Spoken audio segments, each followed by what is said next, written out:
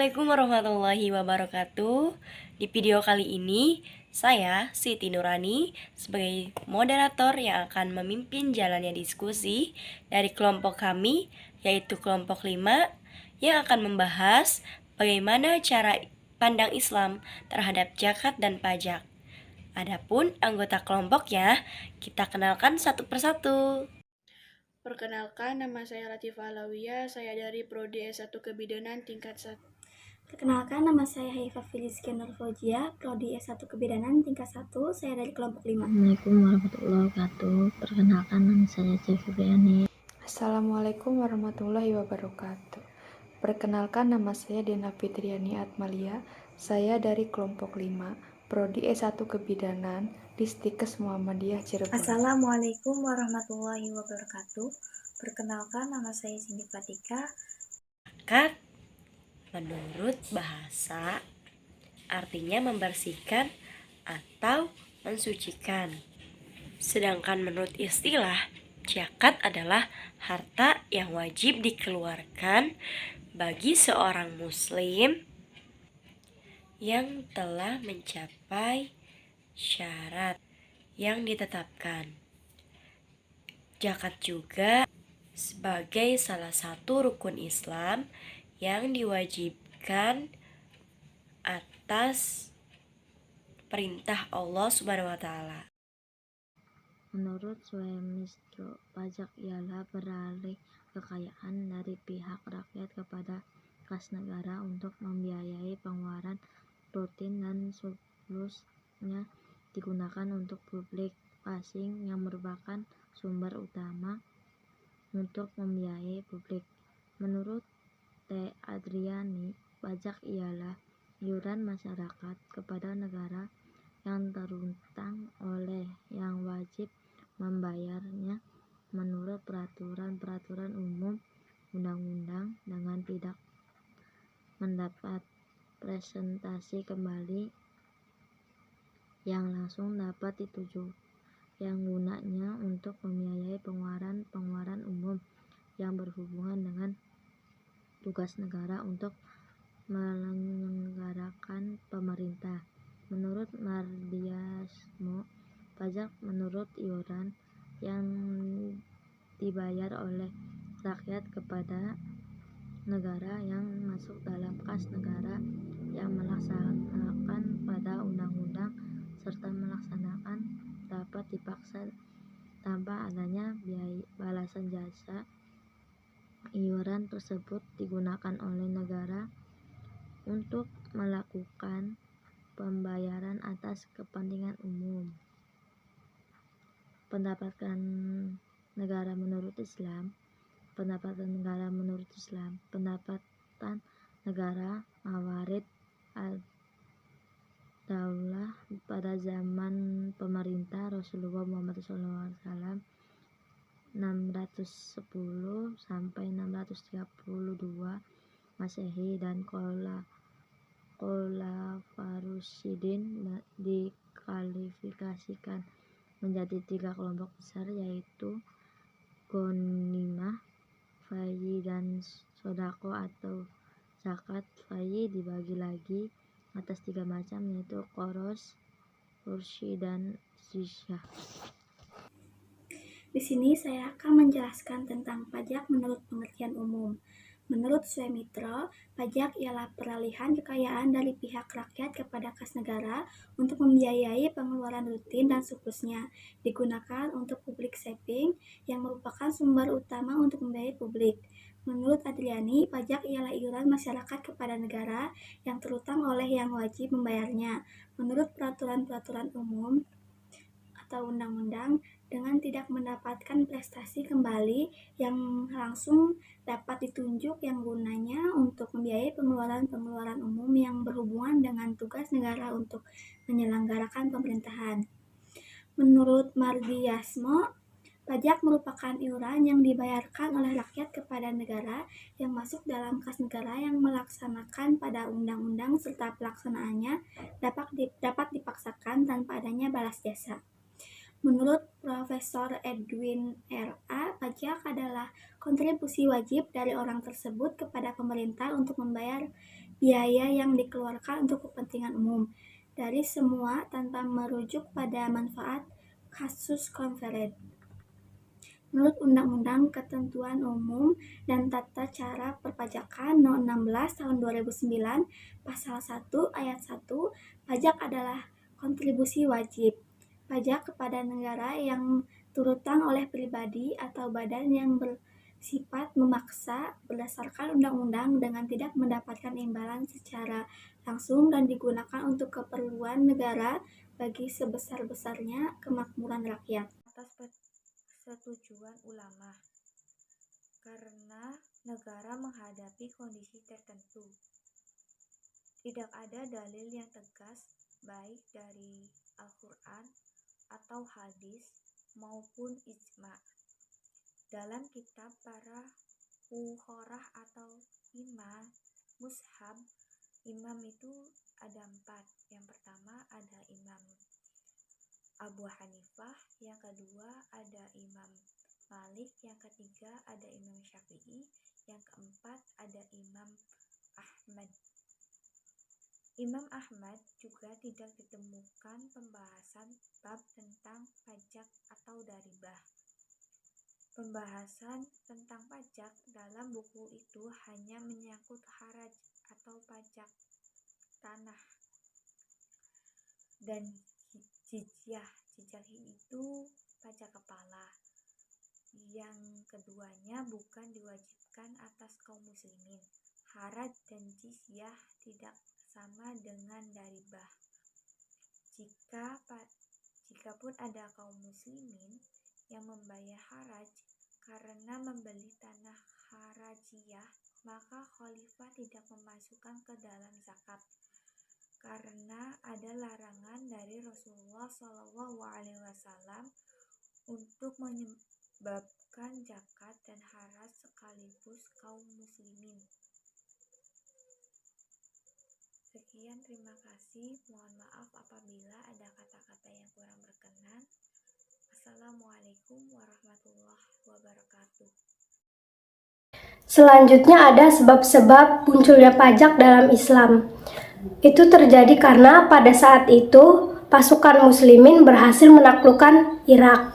Khalifah Umar dan orang-orang yang telah membantunya memutuskan untuk tidak membagikan hasil dari perang, termasuk juga tanah bekas wilayah yang ditaklukkannya. Tanah tersebut ditetapkan menjadi milik penduduk setempat. Jadi konsekuensinya penduduk wilayah Irak diwajibkan membayar pajak atau kharaj. Bahkan sekalipun pemeluk ajaran Islam tetap diwajibkan membayar pajak atau kharaj. Inilah yang menjadi awal berlakunya pajak bagi kaum muslimin. Selanjutnya ada utang dan pajak. Dalam hal ini, khalifah atau imam atau kepala negara mempunyai 2 pilihan, yaitu utang dan pajak. Utang mengandung konsekuensi riba dan membebani generasi yang akan datang. Oleh sebab itu, pajak adalah pilihan yang lebih baik karena tidak menimbulkan beban bagi generasi yang akan datang.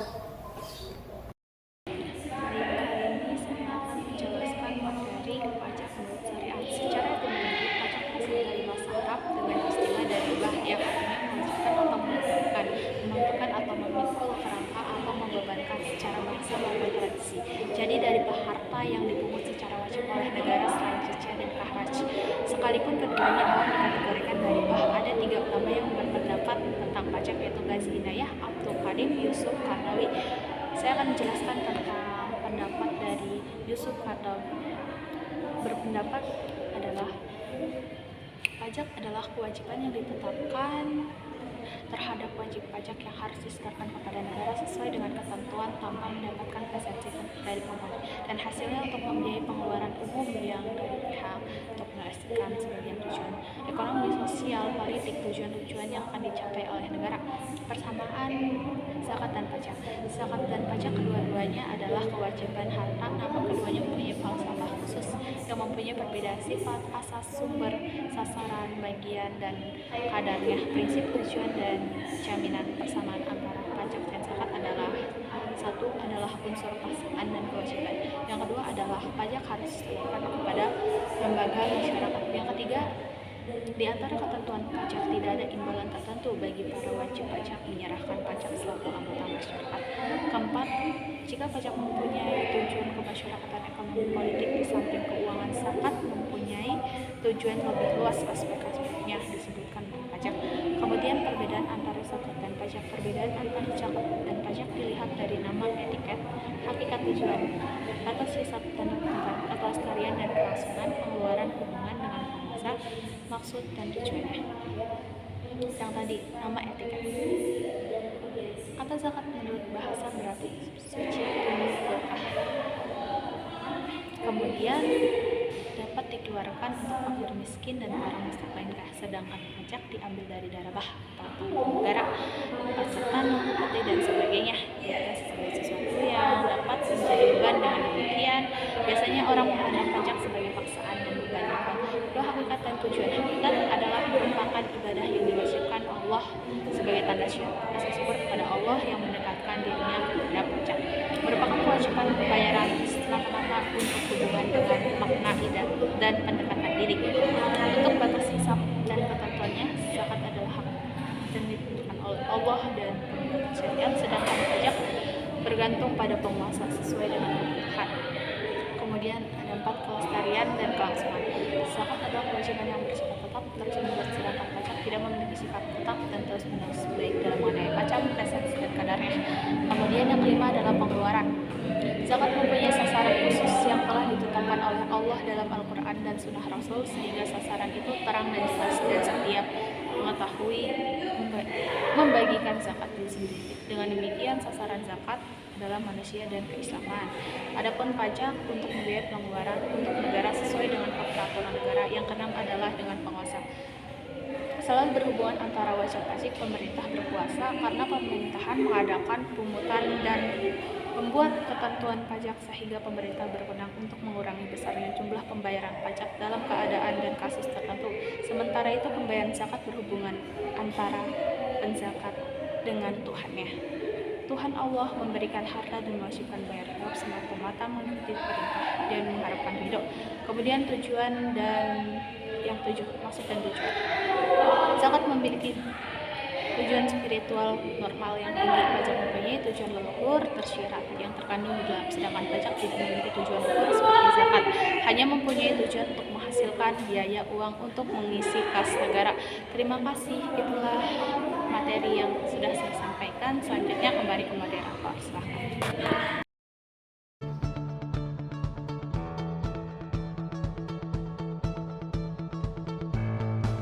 Definisi pajak menurut hukum positif dan hukum Islam.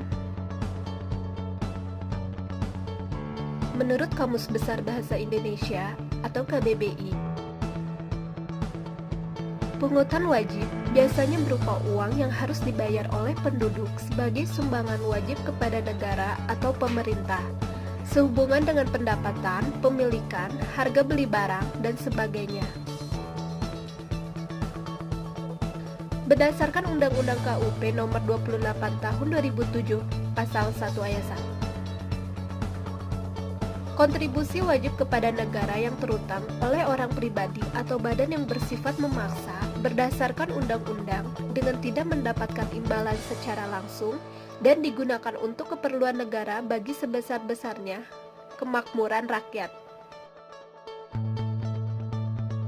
Pajak dalam Islam. Dalam bahasa Arab, pajak dikenal dengan istilah al-usyri atau al-maks, atau bisa juga disebut al-doribah, yang mempunyai arti pungutan yang ditarik dari rakyat oleh para penarik pajak.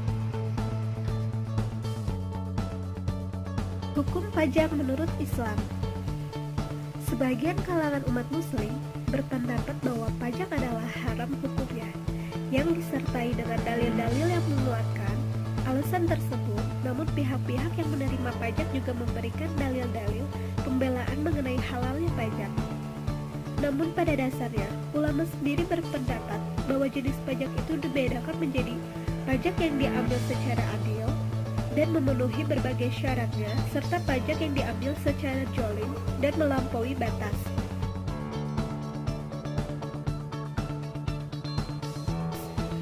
Dalil-dalil yang menjadi dasar haramnya pajak.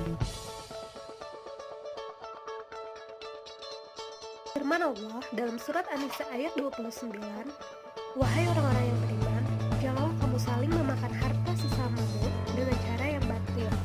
Dalam ayat ini, Allah melarang hambanya saling memakan harta sesamanya dengan jalan yang tidak dibenarkan. Dan pajak adalah salah satu jalan yang batil untuk memakan harta sesamanya. Rasulullah SAW bersabda, "Tidak halal harta seseorang muslim kecuali dengan kerelaan dari pemiliknya." Nah, bagaimana sih pandangan ulama tentang pajak dalam Islam itu? Di sini ada dua ulama yang mengatakan dengan berbeda-beda. Pertama, dari Ibnu Khaldun. Ibnu Khaldun mengatakan dalam kitabnya Muqaddimah menyebutkan bahwa oleh karena itu sebarkanlah pajak pada semua orang dengan keadilan dan pemerataan. Perlakukan semua orang sama dan jangan memberi kekayaan. Jangan mengecualikan kepada siapapun sekalipun itu adalah petugasmu sendiri atau kawan akrabmu atau pengikutmu. Dan jangan kamu menarik pajak dari orang melebihi kemampuan membayar.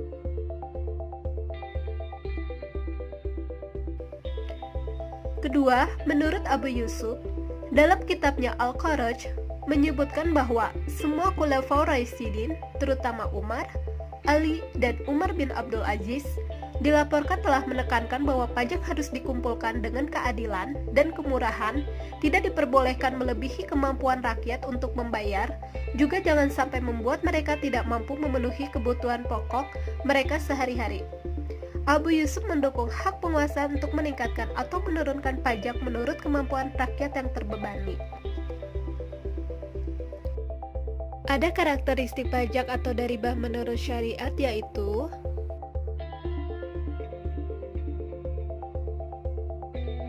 yang pertama, hanya boleh dipungut untuk pembiayaan yang merupakan kewajiban bagi kaum muslim dengan jumlah tidak boleh lebih. Kedua, hanya diambil dari kaum muslim dan tidak dipungut dari non-muslim. Ketiga, hanya dipungut dari kaum muslim yang kaya, tidak dipungut dari selainnya. Keempat, hanya dipungut sesuai dengan jumlah pembiayaan yang diperlukan, tidak boleh lebih.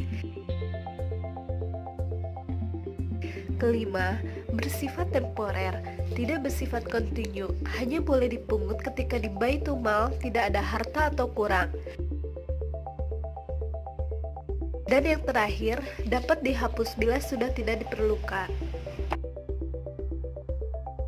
Ada 4 fungsi pajak. Yang pertama, sebagai sumber pendapatan negara.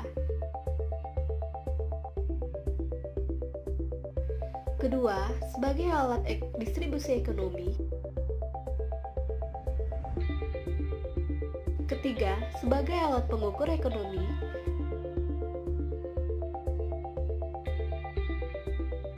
Dan yang terakhir, sebagai alat stabilitas perekonomian. Siapakah yang wajib pajak?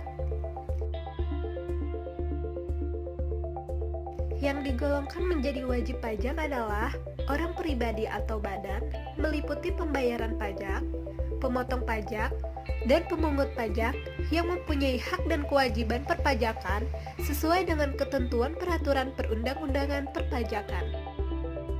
Contoh pajak yang ada di Indonesia. Yang pertama, pajak pusat. Kedua, pajak subjektif dan pajak objektif. Ketiga, pajak daerah. Dan yang keempat, pajak langsung dan tidak langsung.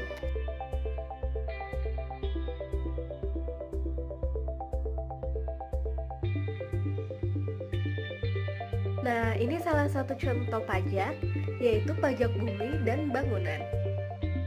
Pajak bumi dan bangunan atau PBB adalah pajak atas kepemilikan atau pemanfaatan suatu tanah dan atau bangunan. PBB dipungut oleh pemerintahan daerah provinsi maupun kabupaten atau kota. Terakhir yaitu kesimpulan. Pendapat pertama menyatakan bahwa pajak tidak boleh dibebankan kepada kaum muslimin karena kaum muslimin sudah dibebani kewajiban zakat.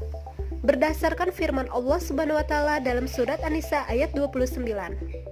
Pendapat kedua, para ulama menyatakan kebolehan mengambil pajak dari kaum muslimin jika memang negara sangat membutuhkan dana. Dan untuk menerapkan kebijaksanaan ini pun harus terpenuhi dahulu beberapa syarat. Di antara ulama yang memperbolehkan pemerintahan Islam mengambil pajak dari kaum muslimin adalah Imam Ghazali, Imam Syatibi, dan Imam Ibnul Hazm.